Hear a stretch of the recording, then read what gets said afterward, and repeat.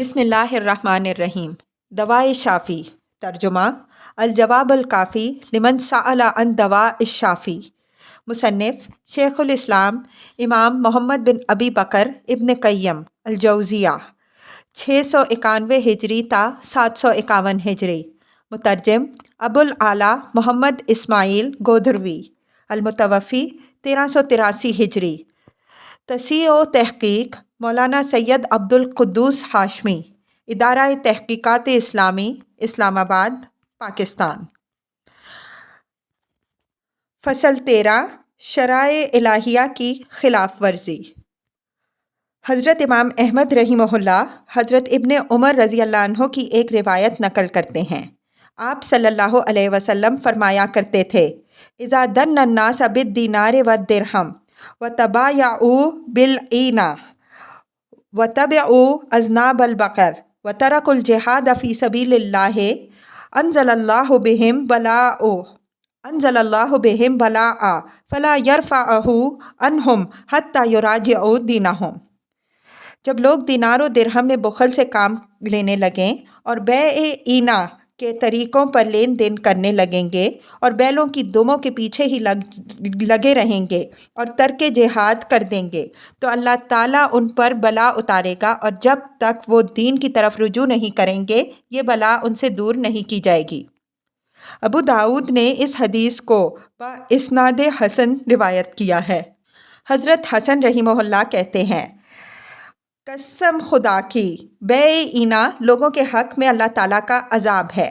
بخت نصر کے عہد کے بعض پیغمبروں علیہم السلام نے جب بخت نصر کا عذاب دیکھا اور ظلم دیکھا تو فرمانے لگے کہ اے اللہ، یہ ہمارے ہاتھوں کی کمائی ہے، تو نے ایسے شخص کو ہم پر مسلط کر دیا ہے جو تجھے پہچانتا نہیں اور ہم پر رحم نہیں کرتا۔ بخت نصر نے ایک مرتبہ حضرت دانیال علیہ السلام نبی سے پوچھا کہ وہ کون سی چیز ہے جس نے مجھے تمہاری قوم پر مسلط کر دیا؟ انہوں نے جواب دیا: تیرے بڑے بڑے گناہوں نے اور میری قوم کے ظلم نے جو خود انہوں نے اپنی جانوں پر کیا ہے۔ ابن ابی دنیا نے حضرت عمار رضی اللہ عنہ بن یاسر اور حضرت حذیفہ رضی اللہ عنہ سے روایت کی ہے کہ حضرت صلی اللہ علیہ وسلم نے فرمایا: اذا اراد اللہ بالعباد نقما امات الاطفال واقم ارحام النساء فتنزل النقمہ ولیس فیہم مرحوم۔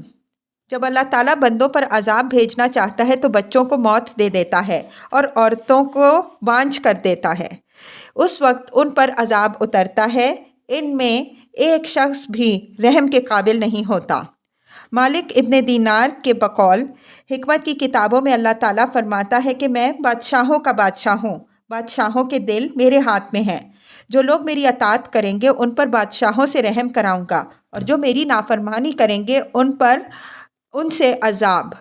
پس تم بادشاہوں کو گالیاں نہ دیا کرو بلکہ اللہ کی جناب میں توبہ کرو تاکہ وہ بادشاہوں کو تم پر مہربان کر دے۔ مراسیل الحسن میں ہے: اذا اراد اللہ بقوم خیرا جعل امرهم الى حلمائهم وفیعهم عند سمائهم واذا اراد اللہ بقوم شرا جعل امرهم الى سفہائهم وفیعهم عند بخلائهم۔ اللہ تعالیٰ جب کسی قوم کے ساتھ بھلائی کرنا چاہتا ہے تو اس کے اختیارات ان کے ذمہ داروں کے ہاتھ میں دے دیتا ہے اور مال سخاوت کرنے والوں کو دیتا ہے، اور جب کسی قوم کے لیے برائی چاہتا ہے تو شریروں احمقوں کو ان کا سردار بنا دیتا ہے اور مال بخیلوں کو دے دیتا ہے۔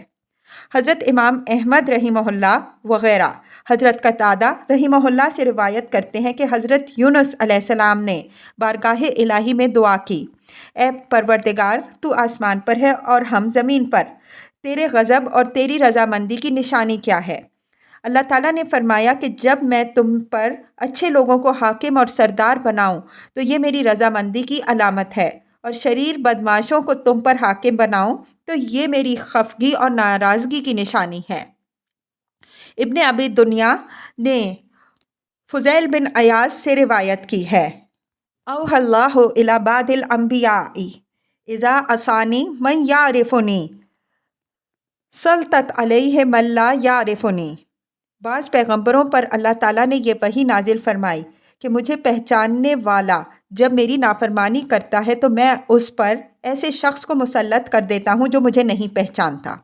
نیز حضرت ابن عمر رضی اللہ عنہ سے ایک مرفوع روایت بھی منقول ہے کہ قسم اس ذات کی جس کے ہاتھ میں میری جان ہے، قیامت اس وقت تک قائم نہیں ہوگی جب تک کہ اللہ تعالیٰ جھوٹے امیروں اور بدکار وزیروں، خائن آوان و انصار، قبیلوں اور جماعتوں کے ظالم سرداروں، چودھریوں اور فاسق و بدکار قراء اور علماء کو، جن کی پیشانیاں راہبوں کی سی ہوں گی اور دل مردار جانوروں سے زیادہ متعفن اور بدبودار، جن میں قسم قسم کی خواہشات موجزن ہوں گی، دنیا میں بھیج نہیں لے گا۔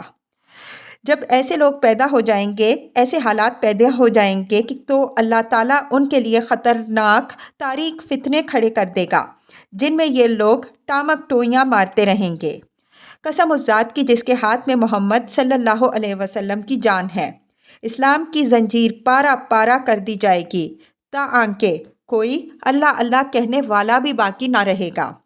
لوگوں، امر بالمعروف اور نہی عن المنکر کا فرض انجام دیتے رہو، ورنہ اللہ تعالیٰ تم پر اشرار کو مسلط کر دے گا، وہ تمہیں بد سے بدتر عذاب میں مبتلا کر دیں گے۔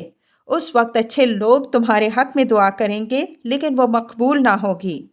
لوگوں، امر بالمعروف اور نہی عن المنکر کرتے رہو، ورنہ اللہ تم پر ایسے لوگوں کو بھیجے گا جو تمہارے چھوٹوں پر رحم نہیں کریں گے اور تمہارے بڑوں کی توقیر و عزت نہیں کریں گے۔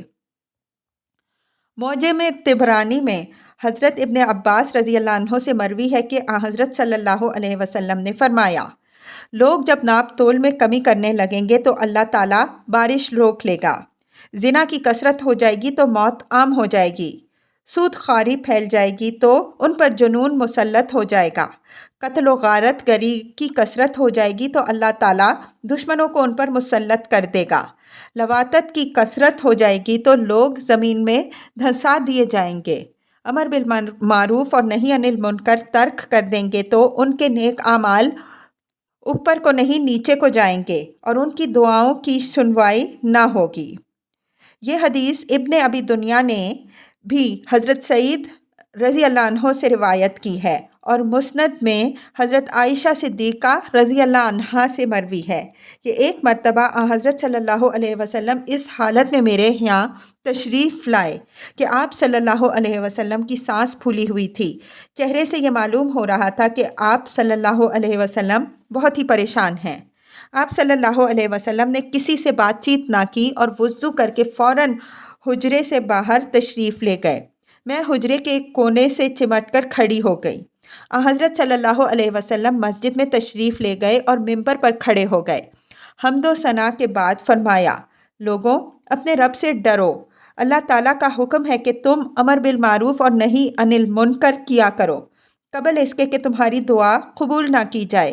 تم نصرت و امداد چاہو اور تمہاری مدد نہ کی جائے، تم مانگو اور تمہارا سوال رد کر دیا جائے اور تمہیں کچھ نہ دیا جائے۔ حضرت عمری زاہد کا قول ہے کہ تمہاری غفلت اور اللہ تعالیٰ سے روح گردانی کی یہ دلیل ہے کہ تمہارے سامنے اللہ کی مرضی کے خلاف کام ہو رہا ہو اور تم دیکھتے رہو اور چشم پوشی کر جاؤ اور مخلوق کے ڈر سے جو تمہیں کسی قسم کا نفع اور نقصان نہیں پہنچا سکتی، امر بالمعروف اور نہی عن المنکر ترک کر دو۔ انہی کا قول ہے کہ جو شخص مخلوق کے ڈر سے امر بالمعروف اور نہی عن المنکر ترک کر دیتا ہے، اس سے اطاعت کی قوت سلب کر لی جاتی ہے اور پھر اس کی اولاد اس کے حق کے پدری اور اس کے غلام اس کے حق کے آقائی کا پاس نہیں کرتے۔ امام احمد رحمہ اللہ اپنی مسند میں حضرت قیس بن ابی حازم کی روایت نقل کرتے ہیں کہ حضرت ابو بکر صدیق رضی اللہ عنہ نے فرمایا، لوگوں، تم ہمیشہ اس آیت کی تلاوت کرتے ہو اور بے محل اس کا حکم چلاتے ہو، یا ایھا الذین آمنوا علیکم انفسکم لا یضرکم من ضل اذا اہتدیتم، المائدہ 105۔ اے ایمان لانے والوں، تم اپنی خبر رکھو، جب تم راہ راست پر ہو تو کوئی بھی گمراہ ہوا کرے تمہیں نقصان نہیں پہنچائے گا۔ میں نے رسول اللہ صلی اللہ علیہ وسلم کی زبان مبارک سے یہ سنا ہے، ان الناس اذا رأوا الظالم فلم یأخذوا علی یدیہ वफ़ी लफ्ज़िन इज़ा रअउल मुनकर फ़लम युग़य्यिरू औशका अन यअम्महुमुल्लाहु बिइक़ाबिम मिन इंदिह। मुस्नद अहमद बिन हम्बल। जब लोग देखें कि ज़ालिम जुल्म कर रहा है फिर भी वो उसका हाथ नहीं पकड़ते। दूसरे अल्फाज ये हैं, जब लोग मुनकर अमर को देखें और उसे ना रोकें तो डर है कि कहीं अल्लाह ताला अपना अजाब सब पर आम ना कर दे। इमाम औज़ाई हज़रत अबू हुरैरा रज़ी अल्लाह अन्हो से रिवायत करते हैं कि हज़रत सल्लल्लाहु अलैहि वसल्लम ने इरशाद फरमाया, इज़ा उख़फ़ियतिल ख़ताया फ़ला तदुर्रु इल्ला साहिबहा व इज़ा ज़हरत फ़लम तुग़य्यर तदुर्रुल आमा। गुनाह जब छुपा रहता है तो गुनाह करने वाले के सिवा किसी और को नुकसान नहीं पहुंचाता, और जब ज़ाहिर हो जाता है तो आम नुकसान पहुंचाने से बाज नहीं रहता। इमाम अहमद रहीमहुल्लाह हज़रत उमर रज़ी अल्लाह अन्हो बिन ख़त्ताब से रिवायत करते हैं, डर है कि आबाद और मामूर बस्तियां वीरान हो जाएं। फिर फरमाने लगे कि ये उस वक्त होगा जब फासिक व फाजिर लोग नेक लोगों के मुकाबले में उभर आएंगे। कौम के सरदार मुनाफिक लोग होंगे। इमाम औज़ाई रहीमहुल्लाह हज़रत हस्सान बिन अतिया रज़ी अल्लाह अन्हो से रिवायत करते हैं कि हज़रत सल्लल्लाहु अलैहि वसल्लम ने फरमाया, मेरी उम्मत के अशरार अख्यार के मुकाबले में उभरेंगे और ऐसे उभरेंगे कि ईमान वाले लोग इस तरह छुपा करेंगे जिस तरह आज मुनाफिक हमसे छुपते हैं। इब्ने अबी दुनिया हज़रत इब्ने अब्बास रज़ी अल्लाह अन्हो से एक मरफू हदीस रिवायत करते हैं कि एक ज़माना आएगा मोमिन का दिल पानी में नमक की तरह घुल कर रह जाएगा। सहाबा रज़ी अल्लाह अन्हुम अजमाइन ने अर्ज़ किया, या रसूल अल्लाह सल्लल्लाहु अलैहि वसल्लम, ऐसा क्यों होगा? फरमाया कि मुनकिरात देखेंगे लेकिन रोकने की उनमें ताकत ना होगी। इमाम अहमद रहीमहुल्लाह हज़रत जरीर रज़ी अल्लाह अन्हो से रिवायत करते हैं कि हज़रत सल्लल्लाहु अलैहि वसल्लम ने फरमाया, जिस कौम में गुनाहों का इर्तिकाब हो और बद किरदारों के मुकाबले में दूसरे लोग गालिब हों और फिर भी वो उनको ना रोकें तो अल्लाह ताला तमाम पर अपना अजाब नाजिल फरमाएगा। सही बुखारी में हज़रत उसामा बिन ज़ैद रज़ी अल्लाह अन्हुमा से मरवी है कि हज़रत सल्लल्लाहु अलैहि वसल्लम ने इरशाद फरमाया, क़यामत के दिन एक शख्स को लाकर जहन्नम में डाला जाएगा। जहन्नम में उसकी आंतें तक निकल पड़ेंगी। वो दीवाना वार इस तरह जहन्नम में चक्कर लगाएगा जिस तरह चक्की के गिर्द गधा चक्कर लगाता है। ये देखकर दूसरे जहन्नमी उसके इर्द गिर्द जमा हो जाएंगे और पूछेंगे कि तेरा ये हाल क्यों है? तू तो हमें अच्छे कामों का हुक्म देता था और बुराइयों से रोकता था। वो जवाब देगा कि मैं तुम्हें अच्छे कामों का हुक्म देता था लेकिन मैं खुद अमल नहीं करता था। बुरी चीज़ों से रोकता था मगर बुरी चीज़ों से खुद बाज नहीं रहता था। इमाम अहमद बिन हम्बल हज़रत मालिक बिन दीनार रज़ी अल्लाह अन्हो से रिवायत करते हैं कि बनी इसराइल में एक ज़बरदस्त आलिम था जो अपने मकान पर हमेशा मर्दों और औरतों को वाज़ो नसीहत के ज़रिए नेकी पर आमादा करता रहता था। एक मर्तबा उसने देखा कि उसका लड़का किसी औरत को आंख मार रहा है। वो बोला, बेटा ये क्या हो रहा है? बेटा ये क्या हो रहा है? इसके बाद वो फ़ौरन तख्त से नीचे आ गिरा और उसका भेजा फट गया। उसकी बीवी भी गिर पड़ी और उसके लड़के कत्ल कर दिए गए। फिर अल्लाह ताला ने उस वक्त के पैगंबर को वही से खबर दी कि फ़लाँ आलिम को खबर दे दो कि तेरी पुश्त में अब कोई सिद्दीक पैदा नहीं होगा। मेरे लिए तेरा गुस्सा बस सिर्फ इस कदर था। इमाम अहमद रहीमहुल्लाह हज़रत अब्दुल्ला बिन मसूद रज़ी अल्लाह अन्हो से रिवायत करते हैं जिसके मुताबिक हज़रत सल्लल्लाहु अलैहि वसल्लम ने इरशाद फरमाया कि छोटे से छोटे गुनाह से भी अपने आप को बचाओ क्योंकि ये गुनाह जमा होकर बंदे को हलाक कर देते हैं। बाद अज़ां हज़रत सल्लल्लाहु अलैहि वसल्लम ने इसकी मिसाल पेश फरमाई कि लोगों का काफ़िला जब जंगल में किसी मैदान में मंजिल करता है तो खाना पकाने के लिए कोई इधर उधर से लकड़ी लेकर आता है, कोई ऊँट की खुश मेंगनियाँ लेकर आता है, कोई क्या और कोई क्या, ताकि ईंधन का ढेर लग जाए। फिर आग सुलगाई जाती है तो हरा सूखा सब उसमें जल जाता है। सही बुखारी में है, हज़रत अनस बिन मालिक रज़ी अल्लाह अन्हो से मरवी है कि تم ایسے کام کیا کرتے ہو جو تمہاری نگاہوں میں بال سے باریک اور معمولی نظر آتے ہیں، لیکن ہم ایسے کاموں کو عہد نبوی صلی اللہ علیہ وسلم میں مہلکات میں شمار کرتے تھے۔ صحیح بخاری کے علاوہ صحیح مسلم میں حضرت عبداللہ بن عمر رضی اللہ عنہ سے مروی ہے، رسول اللہ صلی اللہ علیہ وسلم کا ارشاد ہے کہ ایک عورت کو اس لیے عذاب دیا گیا کہ اس نے بلی کو باندھ رکھا تھا، اسے نہ کھلاتی تھی، نہ پلاتی تھی، نہ کھولتی تھی، حتیٰ کہ اس حالت میں وہ بلی مر گئی۔ ابو نعیم نے حیلۃ الاولیاء میں ایک روایت نقل کی ہے کہ حضرت حذیفہ رضی اللہ عنہ سے ایک دن پوچھا گیا کہ بنی اسرائیل نے اپنا دین ترک کر دیا تھا۔ انہوں نے کہا، نہیں، بلکہ جب انہیں کسی بات کا حکم دیا جاتا تو وہ اس پر عمل نہیں کرتے تھے، کسی چیز سے روکا جاتا تو وہ اسے ضرور کرتے تھے۔ انہوں نے اپنے دین کا چولہا اس طرح اتار پھینکا تھا جیسے آدمی اپنی قمیض اتار پھینکتا ہے۔ بعض اسلاف کا قول ہے کہ معاصی کفر کے اس طرح قاصد ہیں جس طرح بوسہ جمع کا قاصد ہے، گانا زنا کا، نگاہ عشق کی، اور بیماری موت کی قاصد ہے۔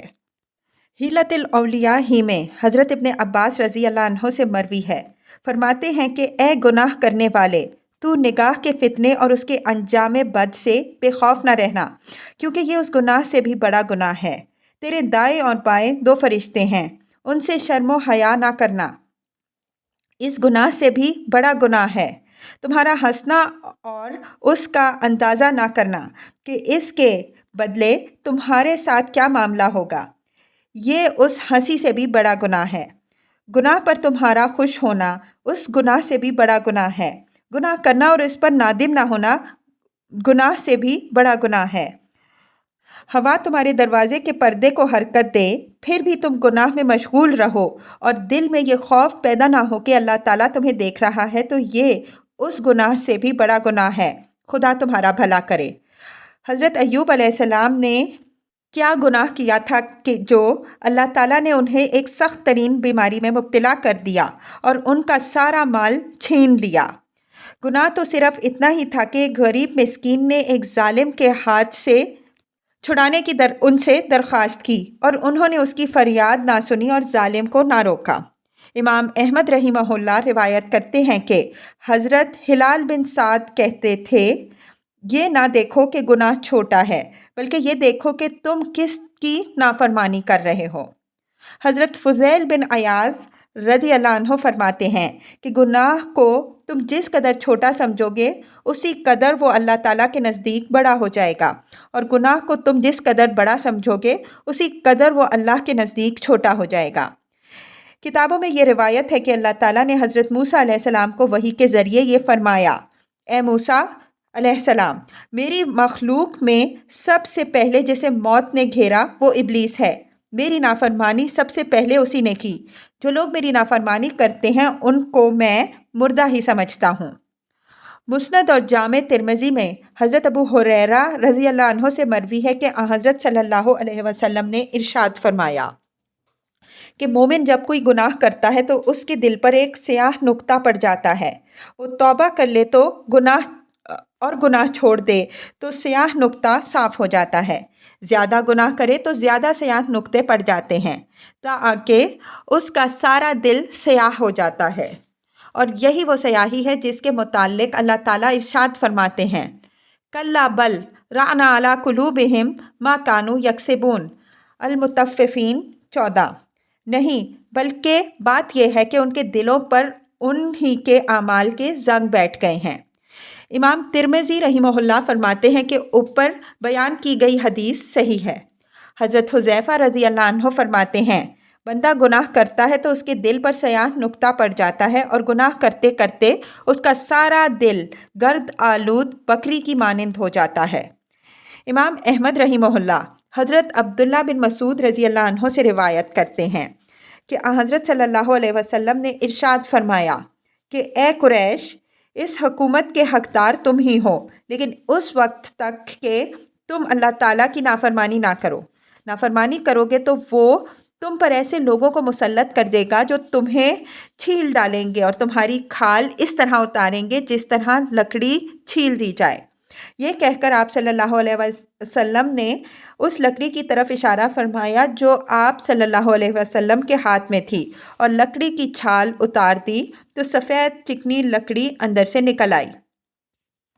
امام احمد رحمہ اللہ حضرت وہب رضی اللہ عنہ سے روایت کرتے ہیں کہ بنی اسرائیل کو اللہ رب العالمین نے فرمایا تھا کہ میری اطاعت اور پیروی کی جائے تو میں خوش ہوتا ہوں، برکت دیتا ہوں، اور میری برکت کی کوئی حد نہیں ہوتی، اور جب میری نافرمانی کی جائے تو میرا غضب نازل ہوتا ہے، اور میری لعنت نافرمانی کرنے والوں کی 7ویں اولاد تک پہنچتی ہے۔ امام احمد رحمہ اللہ سے مروی ہے کہ حضرت عائشہ صدیقہ رضی اللہ عنہ نے حضرت معاویہ رضی اللہ عنہ کو ایک مراسلہ بھیجا جس میں انہوں نے لکھا: اما بعد فإن العبد اذا عمل بمعصیۃ اللہ عاد حامدہ من الناس زاما۔ اما بعد، جب بندہ اللہ تعالیٰ کی نافرمانی کرتا ہے تو اس کی تعریف کرنے والے بھی اس کی مذمت کرنے لگتے ہیں۔ ابو نعیم حضرت ابو درداء رضی اللہ عنہ سے روایت کرتے ہیں، آدمی کو چاہیے کہ ایمان والوں کی لعنت سے اپنے آپ کو بچائے، کیونکہ وہ نازل ہوتی ہے تو اس کا پتہ بھی نہیں چلتا۔ اس کے بعد فرمایا کہ جانتے ہو کس طرح؟ پھر فرمایا بندہ جب گناہ کرتا ہے تو اللہ تعالیٰ ایمان والوں کے دلوں میں اس کی جانب سے اس طرح نفرت پیدا کر دیتا ہے کہ اس کی سمجھ میں نہیں آتا۔ عبداللہ بن امام احمد کتاب زہد میں روایت کرتے ہیں کہ امام محمد بن سیرین رحمہ اللہ کچھ قرض دار ہو گئے اور اس غم میں بہت پریشان رہتے تھے۔ ایک دن فرمانے لگے کہ اس غم اور پریشانی کا سبب مجھے اچھی طرح معلوم ہے، یہ اس گناہ کا نتیجہ ہے جو آج سے 40 سال بیشتر میں مجھ سے سرزد ہوا تھا۔ یہاں ایک باریک نکتہ ہے جس کو سمجھنے میں عموماً لوگوں نے غلطی کی ہے، اور وہ نکتہ یہ ہے کہ گناہ کی تاثیر فوری طور پر نظر نہیں آتی، اور بندہ گناہوں کو بھول کر خیال کرنے لگتا ہے کہ گناہ کا کوئی اثر باقی نہیں رہا۔ یوں اس کے خیالات اس شعر کے مطابق ہو جاتے ہیں: اذا لم یغبر حائطا فی وقوعہ فلیس لہ بعد الوقوع غبار۔ جب دیوار کے گرتے وقت غبار نہ اٹھا تو گر جانے کے بعد غبار کیا اٹھے گا۔ اللہ اللہ، اس دقیق نکتے سے بے خبری کے سبب اللہ کی کتنی مخلوق ہلاک و برباد ہو گئی۔ اللہ کے بندے اس کی بڑی بڑی نعمتوں سے محروم ہو گئے، اور کیسے کیسے عذاب انہوں نے اپنے سروں پر اٹھا لیے۔ جہاں بڑے بڑے علماء و فضلاء دھوکہ کھا گئے، وہاں احمقوں کا تو پوچھنا ہی کیا۔ یہ فریب خوردہ لوگ نہیں جانتے کہ عرصے کے بعد گناہوں کا پھوڑا پھوٹنے بغیر نہیں رہے گا۔ تلوار اور نیزے کا زخم بھر جاتا ہے، مگر معمولی سی بے اعتدالی اور بد پرہیزی سے تازہ کر دیتی ہے۔ امام احمد رحمہ اللہ حضرت ابو درداء رضی اللہ عنہ سے روایت کرتے ہیں کہ اللہ تعالیٰ کی عبادت تم اس طرح کرو گویا تم اللہ تعالیٰ کو اپنے سامنے دیکھ رہے ہو، اور اپنے آپ کو مردہ سمجھو، نیز یہ سمجھ لو کہ تھوڑا سا جو تمہیں کافی ہو جائے غفلت میں ڈالنے والے کثیر سے بہتر ہے۔ نیکی پرانی نہیں ہوتی اور گناہ کو کبھی بھولنا نہیں چاہیے۔ ایک بزرگ نے ایک خوبصورت لڑکے کو دیکھا اور اس کی خوبصورتی پر کچھ دیر غور کرتے رہے۔ جب رات کو وہ سو گئے تو خواب میں وہ لڑکا ان کے سامنے آیا اور کہنے لگا کہ اس کا انجام تم 40 سال بعد دیکھو گے۔ گناہوں کا اثر گو بدیر ظاہر ہوتا ہے، لیکن اس کا کچھ نہ کچھ اثر فوری طور پر ضرور ہوتا ہے۔ چنانچہ حضرت سلیمان تیمی رحمہ اللہ کہتے ہیں کہ انسان رات کو مخفی طور پر گناہ کرتا ہے، لیکن صبح کو وہ اس حالت میں اٹھتا ہے کہ اس کی ذلت اس کے سر پر سوار ہوتی ہے۔ حضرت یحییٰ بن معاذ الزاری رحمہ اللہ کہتے ہیں کہ مجھے اس عقل مند پر تعجب ہوتا ہے جو یہ دعا مانگتا ہے: اللہم لا تشمت بی الاعداء، اے اللہ دشمنوں کو مجھ پر نہ ہنسا، لیکن افسوس وہ خود دشمنوں کو اپنے اوپر ہنساتا ہے۔ کسی نے پوچھا کیوں کر؟ فرمایا اللہ تعالیٰ کی نافرمانی کرتا ہے جس سے قیامت کے دن یقیناً اس کی ہنسی اڑائی جائے گی۔ حضرت ذنون رحمہ اللہ فرماتے ہیں جو شخص چھپ چھپا کر اللہ تعالیٰ کے ساتھ خیانت کرے گا، اللہ تعالیٰ اس کی مخفی چیز کو ظاہر کر دے گا اور اس کا راز فاش کر دے گا۔